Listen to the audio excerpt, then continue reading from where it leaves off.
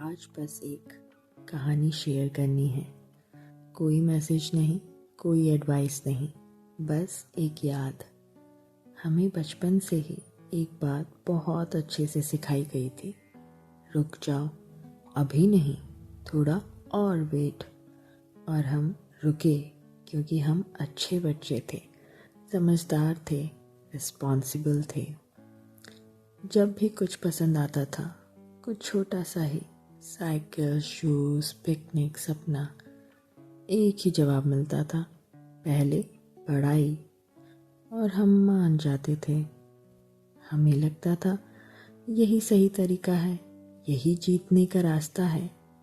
School में कुछ बच्चे होते थे जो रुकते नहीं थे।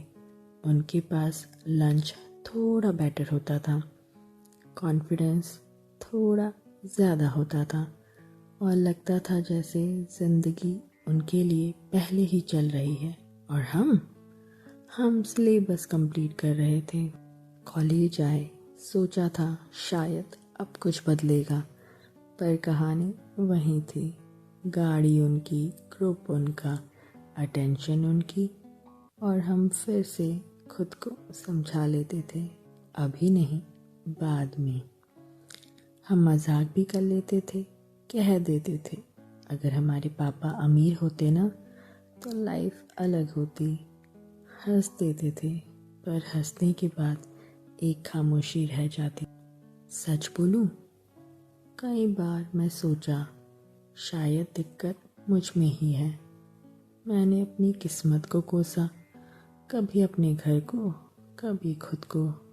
खुद से ही कह दिया तू एवरेज है, और ये कह के मैंने अपनी आवाज़ खुद ही बंद कर दी।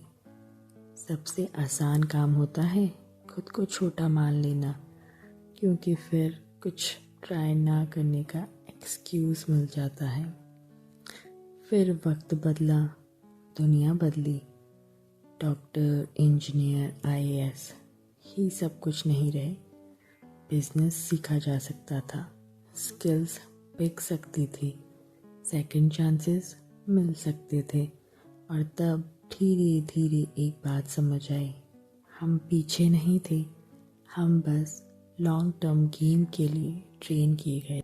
हमें शॉर्टकट्स नहीं दिए गए, हमें पेशेंस दिया गया। हमें स्पॉटलाइट नहीं मिली, हमें स्टेमिना मिला। इसलिए जब हम गिरते हैं तो टूटते नहीं। हम फ्लैशी नहीं होते, हम सस्टेन कर जाते हैं। और शायद ये कमज़ोरी नहीं थी, शायद ये फेलियर नहीं था, शायद ये बस द वे वी आर था। हम जो रुकना जानते हैं, जो सब्र से काम लेते हैं, जो देर से आते हैं पर गहरे निशान छोड़ते हैं।